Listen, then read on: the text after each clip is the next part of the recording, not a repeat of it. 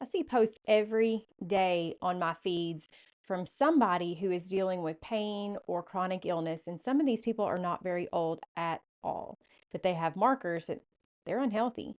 Now, y'all know I'm no fan of the CDC, but they say that as many as 9 out of 10, quote, older people report having a chronic illness, as many as 8 out of 10 in midlife, and as many as 6 out of 10 kids. But does it have to be this way? Is this really how God meant for us to be? Is this the way it's just always been? Is sickness and disease inevitable as we age? That's what we're going to talk about today. Let's go.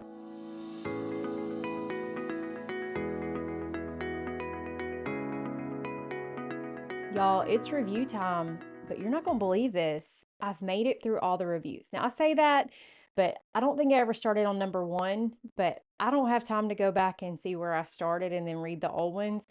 All I'm saying right here is that if you haven't left me a review yet over on Apple Podcasts, now's your time. Because if you go leave me a 5-star written review right now, your review could be on the next podcast. Now, that being said, I record ahead, so it won't necessarily be like next week, but it'll be really soon. As soon as it pops up and I see it and I have the opportunity to record again. So go leave me a review. As I've told you so many times, this is the way that the, let's see, podcast algorithms, I guess that's what you would call it, decide what they're going to show people. So when you leave me a review, it helps me to reach other moms like you who need this information. So to those of you who may have left a review long ago, like before I started reading reviews, I apologize. You're welcome to leave another one and I'll read it now. But for those of you who have never left a review, now is also your time.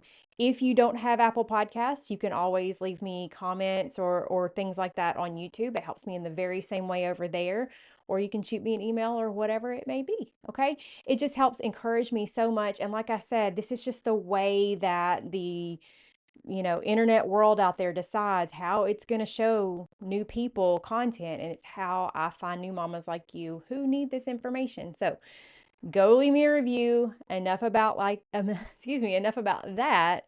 Let's get into our content today, because I gotta admit, it has been very discouraging to me as somebody who is very interested in healthy living to look around me and see the complete lack of health, not only in our country, but especially in the church these days.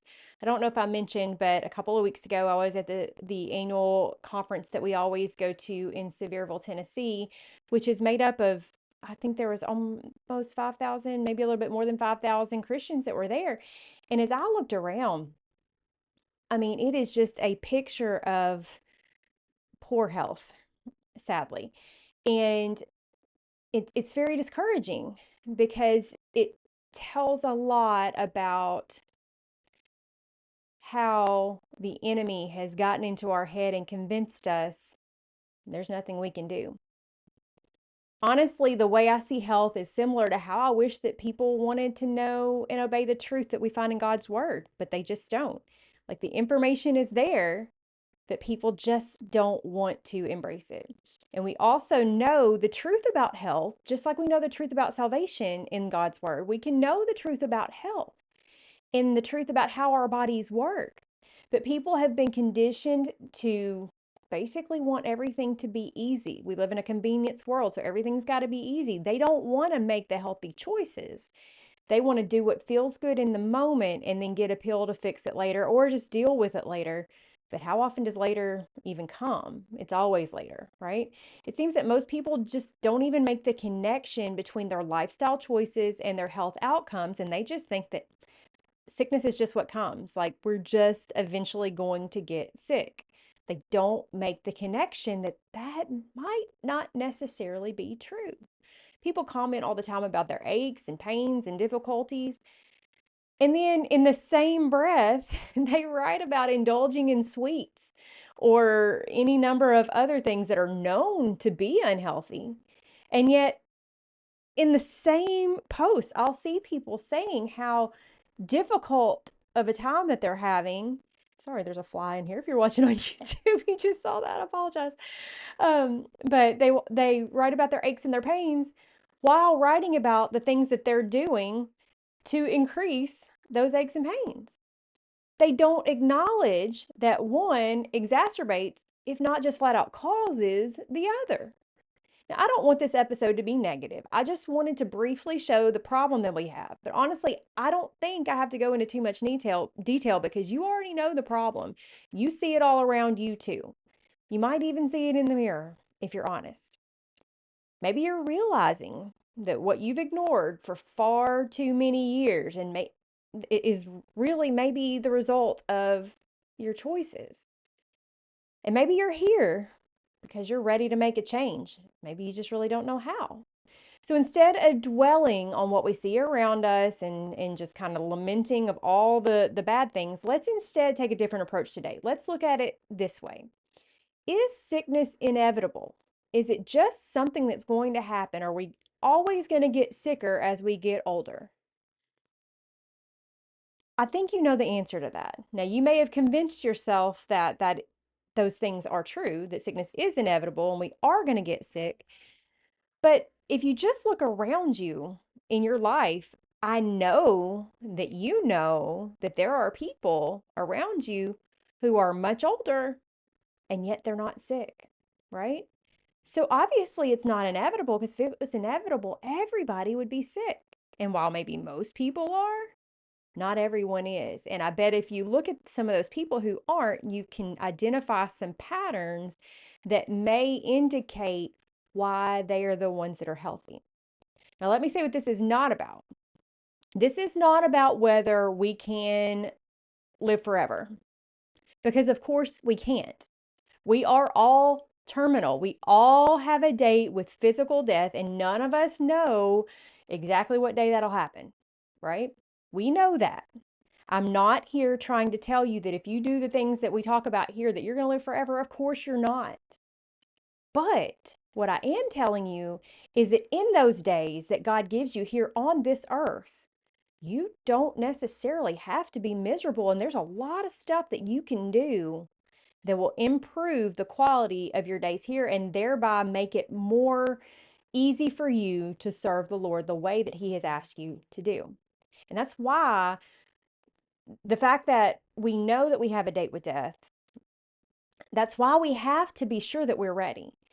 That's why we have to be sure that we stay in the Word and that we've obeyed the gospel so that our salvation can be sure. And if you want to learn more about that, that's actually a lot, or pretty much all I talked about back in episode 158. So go back and listen to that. If you're not sure, we talked a lot about Bible study and things like that over there.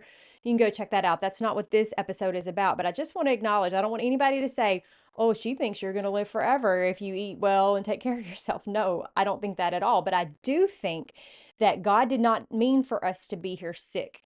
He meant for us to be here getting busy for Him, to do His work. And we can't do His work when we're sick and miserable. So, do we have to be sick and miserable? Do we have to be in pain? Well, I think you already know the answer. You know plenty of people, as I mentioned a minute ago, who have maybe lived into their 90s or 100s with able bodies. I know I do. And you know that many of those people have been active and healthy into those later years. They didn't just sit down and quit doing stuff. They stayed active and they stayed busy. Okay? There's a key there. We're going to get into that. You also probably know more people, like, so you've got the number of people that you know who were that healthy into their later years. You probably know more than that number who couldn't even walk a mile today without significant pain or discomfort in much earlier years. But God made our bodies to work and to work well. Y'all, I know how hard it is to know if something being sold to you online is worth anything these days, because there is so much counterfeit junk floating around. And beyond that, it seems like everybody has a course to sell you.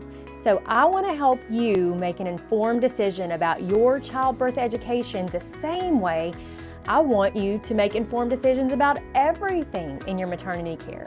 That's why, for a limited time, I'm giving you free access to the first module of my Christian childbirth course. You can see it for yourself for free for a whole week for absolutely no charge. And you don't even need to enter in a credit card number. The first module is going to give you a look at the underpinnings of the whole course, which is God, the creator of everything, including the creator of pregnancy and the birth process. He made it. So we should look to Him for our guidance. And the first module lays the foundation for that. If you're not familiar with me, I'm Lori Morris, and I'm a certified nurse midwife. I used to be all medical, and I worked in the medicalized maternity care system. But with time, I saw the truth, and I became a midwife who attends home births and who had all her babies outside of that system. That gives me a unique perspective because I've been on both sides. I can help you understand what happens on the medical side while fully preparing you for the natural side, including how to navigate decisions and interventions while also wrapping you in Scripture to remind you of God's truth, that you are made to do this no matter what the world says. There is no other course out there like this one, and I want you to see it for yourself. Go to go.yourbirthgodsway.com/course free trial and get signed up today. Again, that's go.yourbirthgodsway.com/course free trial. How do I know that? Well, I know that because of the beauty and how He designed us and the intricate detail and thought that He put into every part of our bodies. And just know that unless you study cellular biology, you don't know the half of the intricacy. Like, there's a lot we can just see with our eyes, but there's so much more on a cellular level. And when you study things like the sodium potassium pump in the kidneys and how such tiny little tubules control the fluid balance of our entire body, you start to understand it. That's just one tiny example of how He so intricately built us. And you can start to understand little bits and pieces, but you'll never really fully understand how much He loves us and how much detail He put into making our bodies work.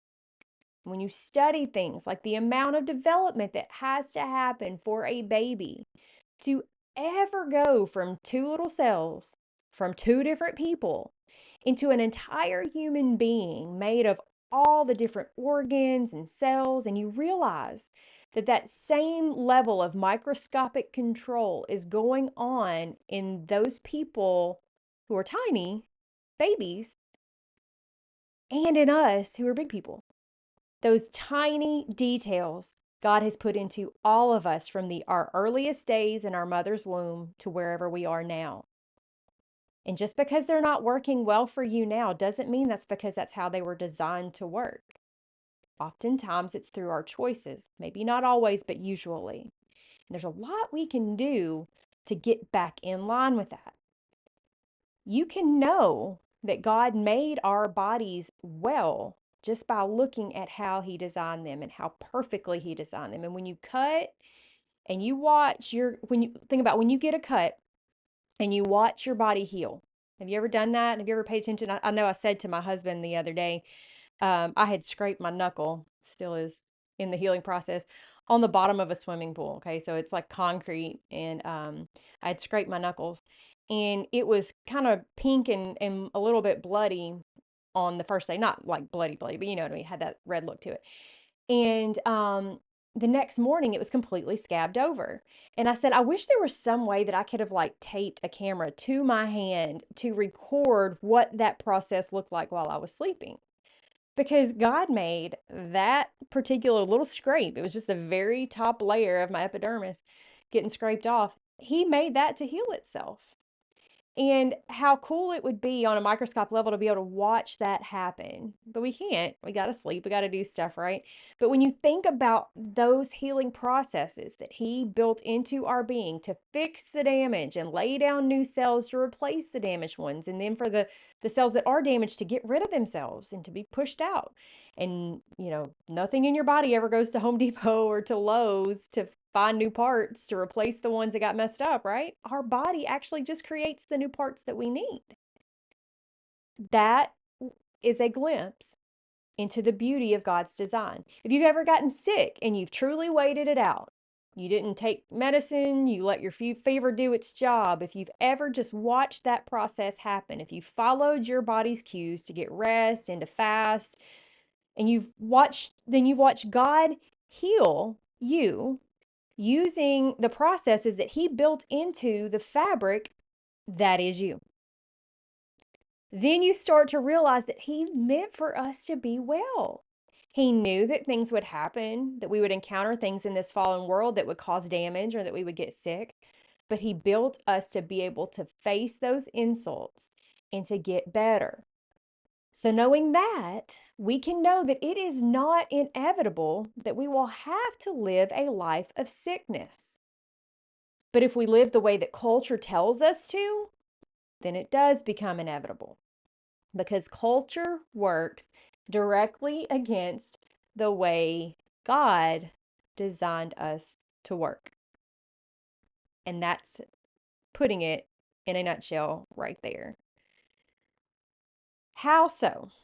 How so? How does culture work against our body's ability to work the way that God designed it to? How is it that I can know that sickness does not have to be inevitable? Well, beyond the fact that I watch it all the time, I watch people change their choices and change their lifestyle and reverse the damage that's been done because their body is still there trying to heal. And if you will stop the insults, the healing can happen. Beyond that, I want to talk to you about 3 things that we can look at and know that our body can work well and that sickness is not inevitable. The first thing is diet, our diet. And when I say diet, that word is just the foods that you eat. It's not saying you go on a diet, which is restrictive. It's talking about the foods that you choose to eat. Our culture's diet is inflammatory in nature. What do I mean by that? Well, inflammation, the inflammatory process in our bodies is there for a reason. And that's what you'll find as you study this, by the way, is that the things that are causing us so many problems are actually there for a reason.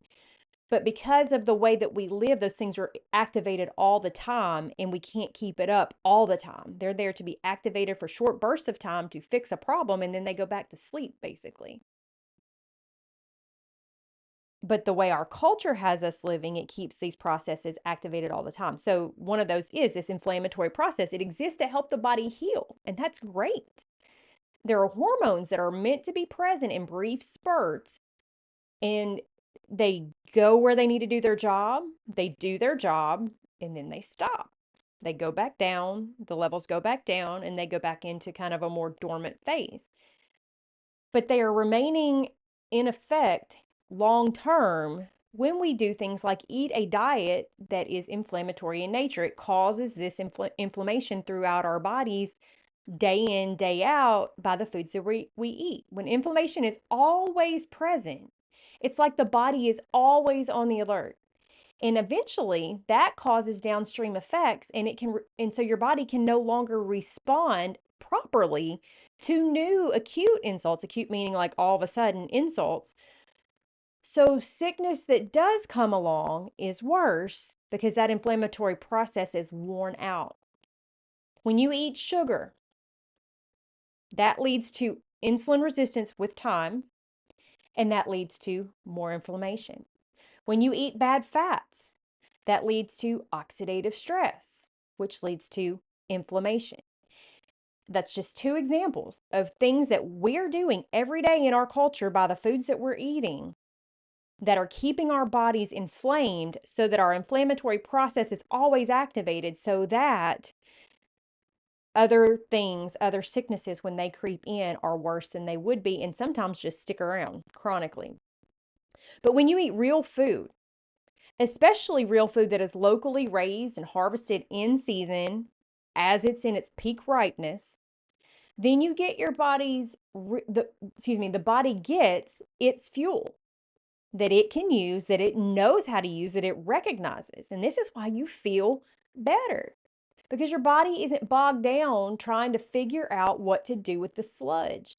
I use this example a lot, but I mean, if you take a car, which is designed by the manufacturers to run on gasoline, and you put something other than gasoline in the tank, it cannot function. And yet, our bodies are designed to run on real food, and our culture and our world and all its quote wisdom has created all these frankenfoods, not even real foods, and we put them in our bodies, and then we wonder why our bodies don't work right. We wonder why we're sick. We wonder why we're inflamed and overweight and can't do our day-to-day functioning without some kind of stimulant like coffee to get through the day. It's because our bodies are bogged down by stuff that is not the fuel that God designed us to work on. Think of all the food that you eat from day to day as filling some need that your body has, okay? If you're eating junk, it still has to be dealt with. So that junk just gunks up the processes where your body's looking through all this stuff that you eat. It's trying to find the nutrition. It's sorting through. It's like, all right, so where's the nutrition that I need? Where's the vitamin A? Where's the vitamin B? Where's the C? Where's the D? Where's all the things that I need? And it's having to sort through all that stuff. And when it's junk food or food that is not real food or ultra processed food, then your body's just bogged down trying to find it all. It gets really tired. That's why you feel so, ugh. Is that a good quote? That's why you feel so, ugh. But I mean, you know what I mean.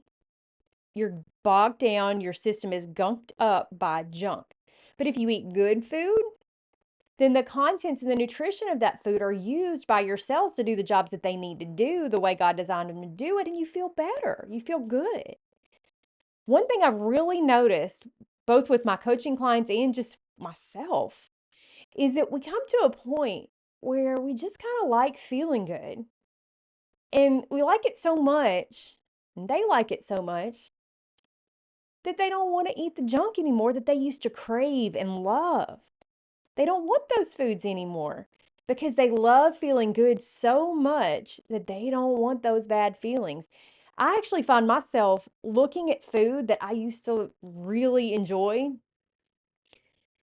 but then I would enjoy it while I was eating it, but then I'd feel bad after. And as I look at the food and consider eating it, I actually feel a little hint of that bad feeling that I know I used to get. And I feel it as if I actually ate it.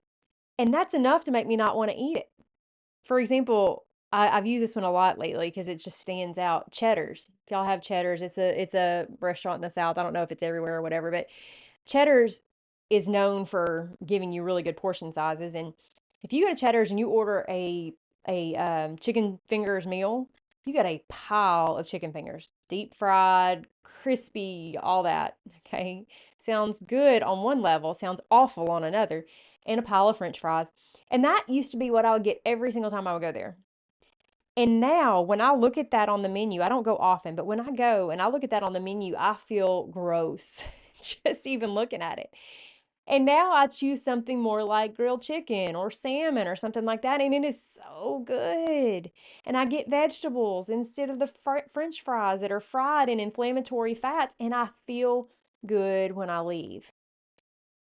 Another example, and I think I might have used this one a few weeks ago on a podcast. I can't remember if I did or not, or if I was just talking to somebody, but one of some men from our church went on a mission trip a few weeks ago.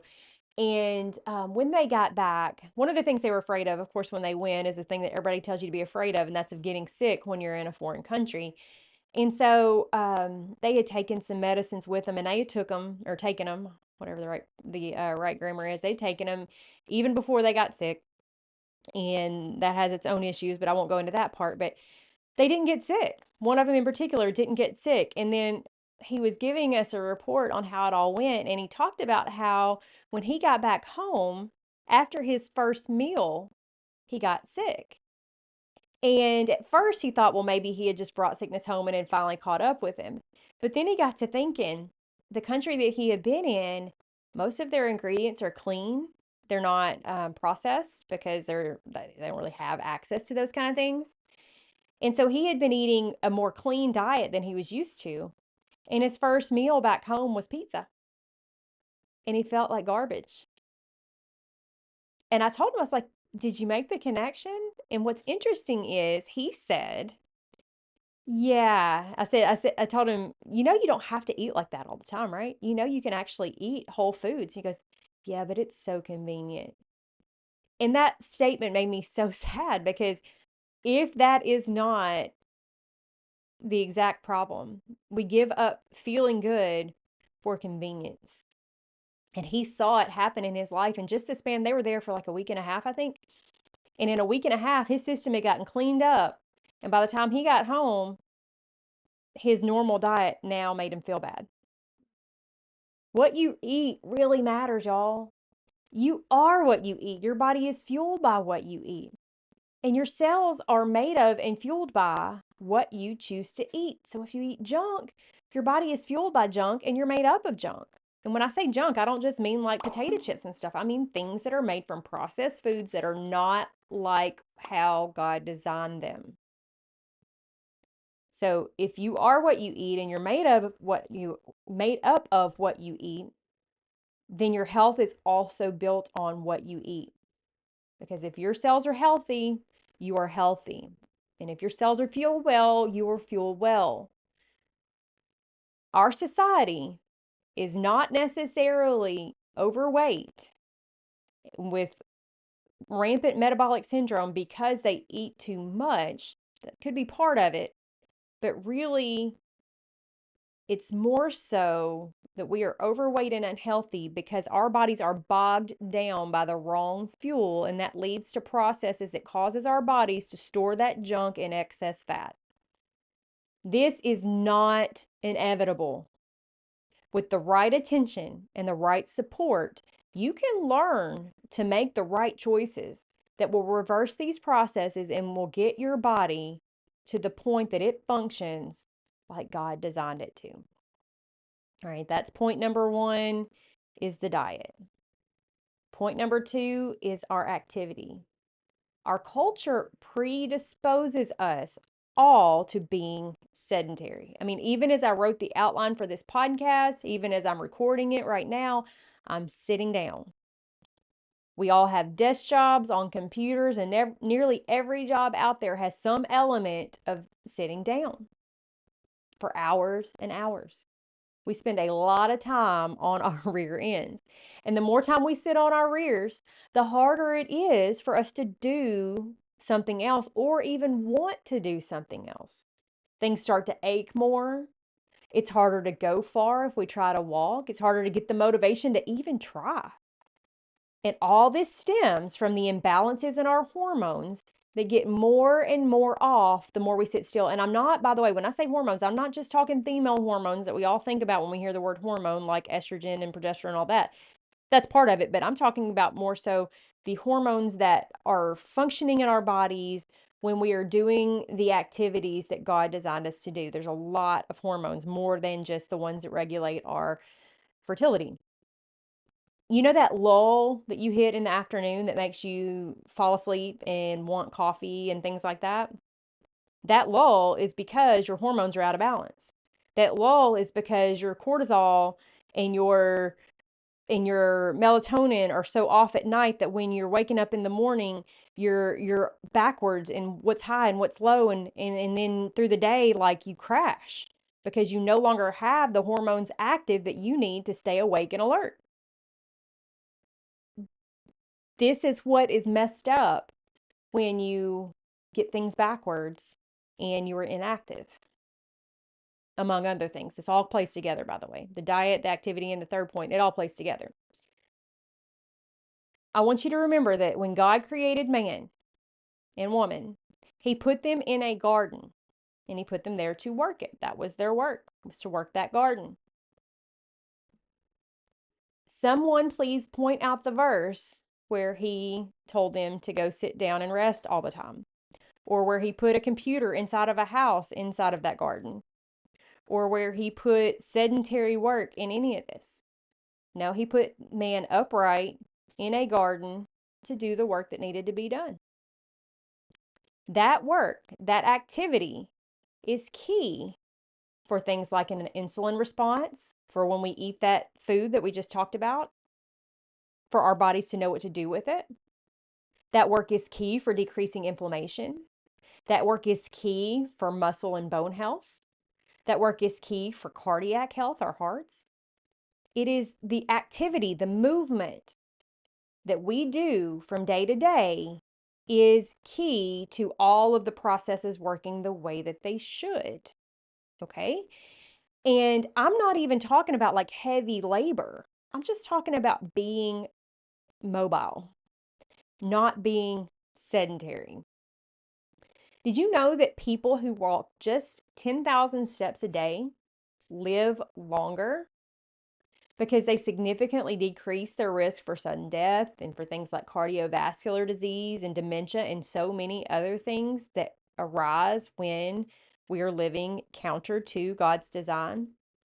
And 10,000 might seem like a whole lot to you, but it can be reached with just normal activity of your life, and maybe like a 45-minute walk in the morning, or maybe breaking that up into a couple of 20-minute walks, or maybe a couple, 3, 4, 15-minute walks when you have the ability during the day. And actually, research shows that you get more benefit if you have those interspersed through the day, not just all in one active period. So if you're saying, well, I don't have time to get to the gym, okay, you don't have to. In fact, as I'm helping many of my clients see right now, oftentimes, especially for women, the things we're doing in the gym are counterproductive. I don't have time to go into that today, but God just made for us to be up and active. He did not make us to be sitting still doing very little physical activity. He made us to be up doing the things that need to be done. Back in the early times, maybe walking to the creek to get water for the day, or washing clothes, or doing whatever the thing was where we were up and active. And I know those things seem so archaic, and you're like, oh, I wouldn't want to do things, but were they healthier? Or I wouldn't want to do those things, but were they healthier than we are? Yeah. Yeah, they were. We're sedentary, and our bodies are not designed to be sedentary. And so with time, processes stop working like they should. We start laying down fat like we should not. Our bodies then have to carry that fat around, and that fat is around our organs, causing us untold amounts of damage. We were not designed to be sedentary. We were designed to be active.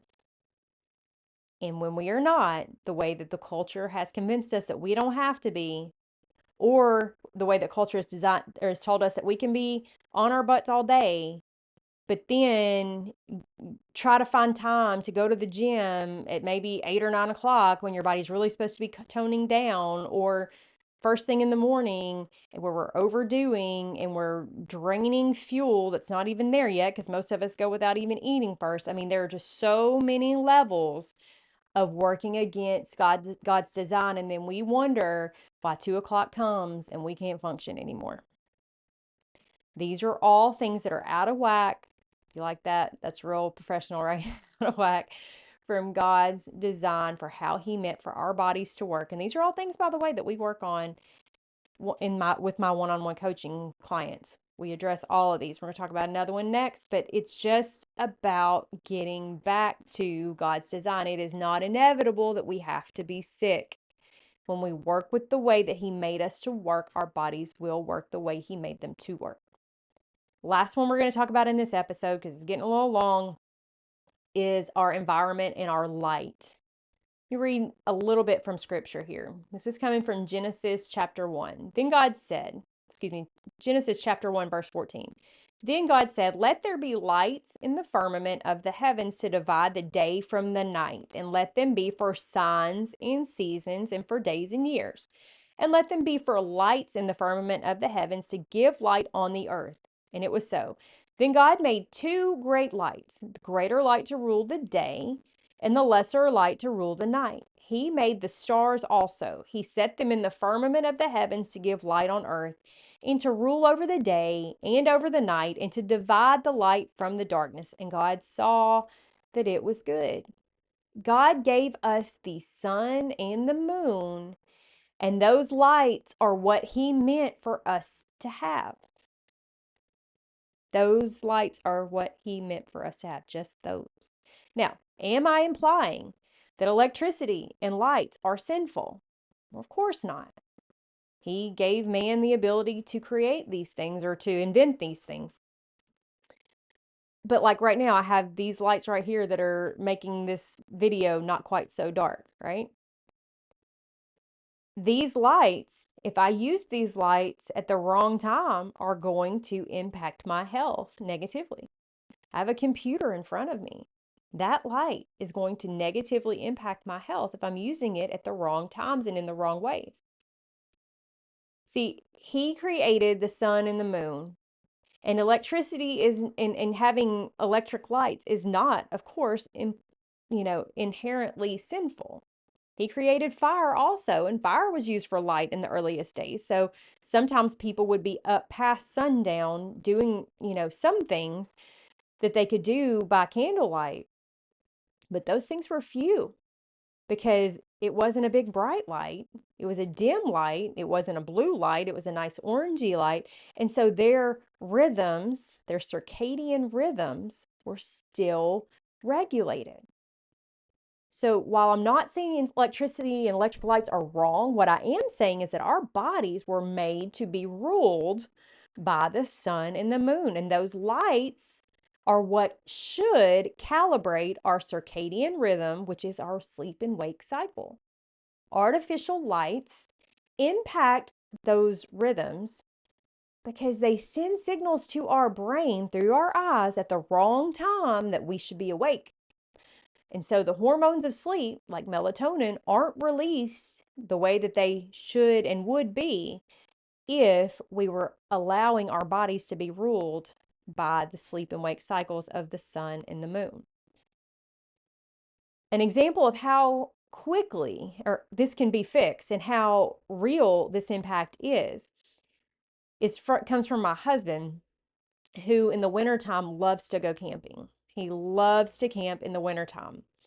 And he will talk about how quickly his body will go from staying up till 10 or 11 o'clock at night to wanting to go to bed at like 7 and 8 o'clock because he's out. He goes like backcountry camping, not like glamping with the campers and stuff. Like he's out and all he's got is a couple of lanterns maybe in the fire. And I haven't gone with him in many years since I've had little ones, but I've been there with him before too at these times. And it is striking how when the sun starts to go down, your body starts to feel those feelings of, hey, it's time to go to sleep. And it's amazing how well rested we get when we're out in nature, letting our body's circadian rhythms be ruled by the sun the way that God made it to. And it happens quickly.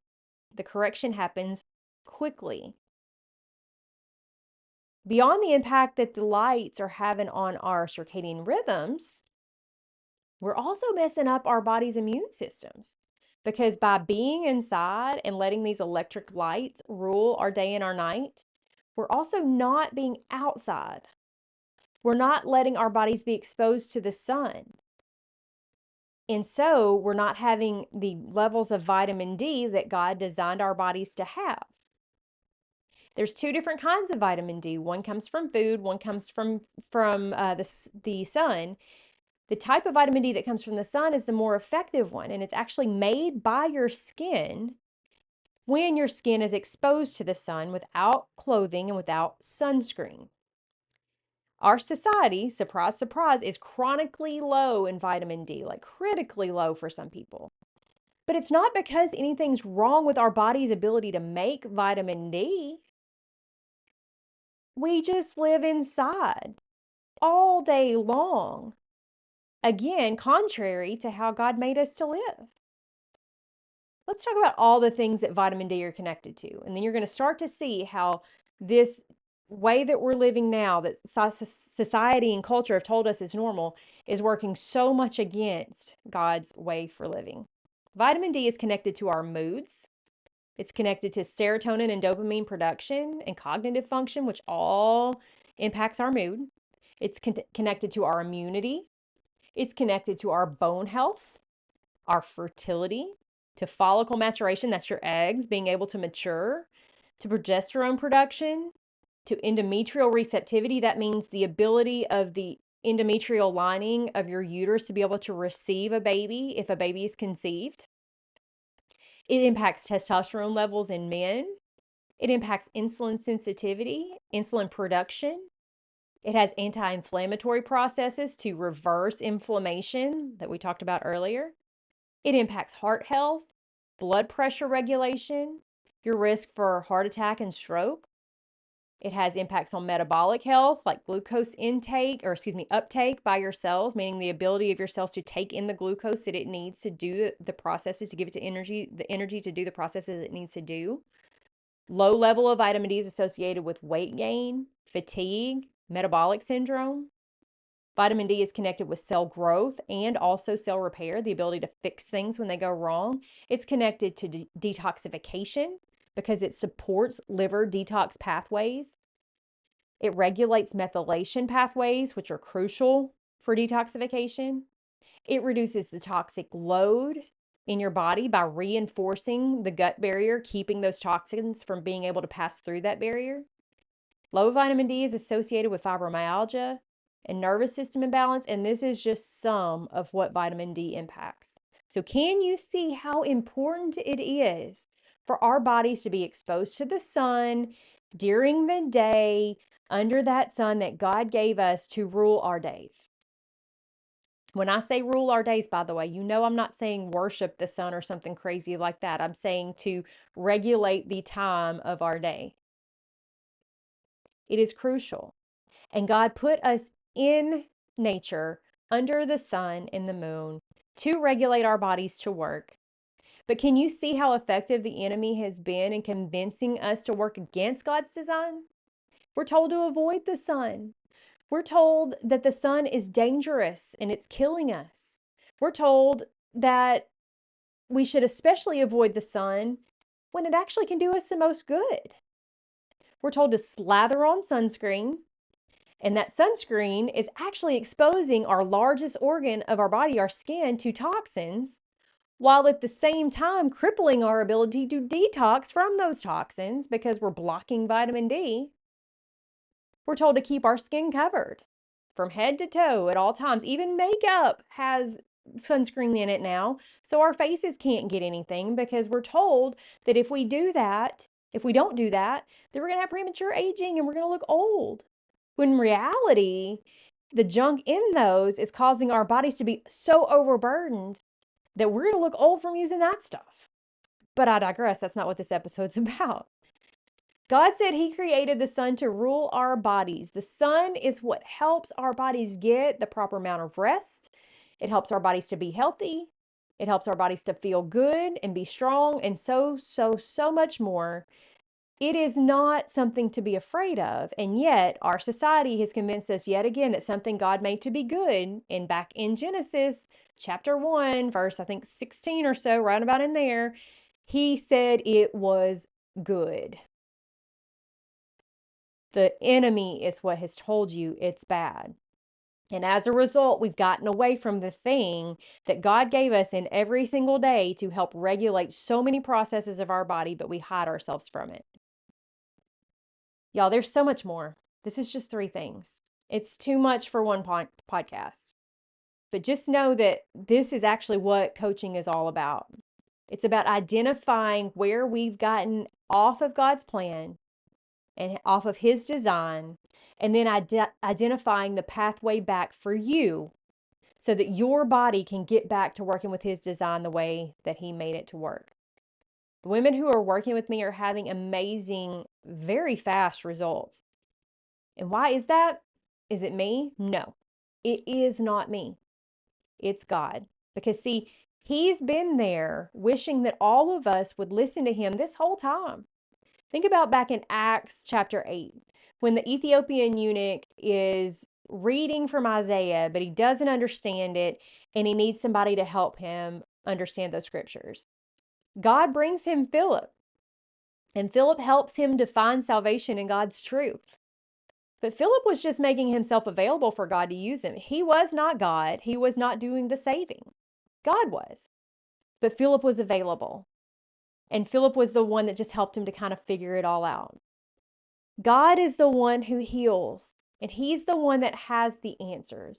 And I'm just here to help those of you who are ready to make the connections to understand your specific situation. Because we dig into your situation, not just some generic situation. We dig into your situation. We look at your labs. We look at your numbers, your lifestyle, your history. And then we find the path through all of that to get you to where your body is working the way that God designed it to work. The coolest outcome that I've got to share with you right now that we've got going on, the most exciting outcome that's going on right now, is one of my clients who started working with me back in July because she had some concerns about her fertility because she had trusted the world's pattern and had made some choices that she decided and realized were wrong. And she was worried that those would impact her fertility and her health. She has changed. She has repented from those ways. She has made some simple changes, really, in the grand scheme of things. And guess what? She just got that little pink line a few weeks ago. She's expecting a baby. I can't wrap my mind around how good God is. How quickly He's worked in her life. That's just, let's see, July, so August, September. That's like 2 months, maybe 3. I don't remember the exact date she started. When we do God's will, when we live inside God's will, He can bless us. God is good. Can I guarantee those of you who are struggling and really wanting to have a baby, can I guarantee that working with me is going to make that happen? Well, of course not. I'm not God. I can't guarantee anything. But what I can guarantee you is that if you work the system that we put in place, if you walk the path that we identify for you, you will come out on the other end healthier than you started. And you will feel better, and you will be glad that you did it. Do you want to be well? The path to doing that is to undo culture. The path is to stop believing people who don't serve the one true God. All these voices out there who are telling you what's good for you, how many of them believe, even so much as believe in God, but even more actually serve Him? In every way that you can find a way, live the way God designed you to live. That's the way that you get back to health. You eat the foods God designed you to eat. You live in harmony with the rhythms of the days and the seasons, and you find ways to stop overriding God's design, and you get off your rear end and you get moving. If you're ready to get serious about that, and if you're ready to have somebody help you navigate that journey one-on-one, if you're ready for real results that last, then you might just be ready to enroll in one-on-one coaching. The first step is seeing if we're a good fit. And you do that by filling out just a real short application and then signing up for a discovery call. And you do that at morriswellnessservices.com/application. My schedule for the rest of this month is kind of insane. It is super packed with my current clients and with some travel. So just know that if you are at all interested in getting started soon, you don't need to wait. You need to do it now because there's not many spots at all left on this month's calendar. So go get signed up now if you're ready. And by the way, if you are not already following me on Instagram, head over there and follow me because I share lots of stuff throughout the day just to kind of keep you encouraged and to give you more information day to day. Also follow me on YouTube or subscribe to me on YouTube if you haven't already because you can get the podcast earlier there. You get them on Friday night instead of waiting for Tuesday morning. But no matter where you like to listen, be sure to go ahead and mark it down to meet me there at the same time next week. See you then.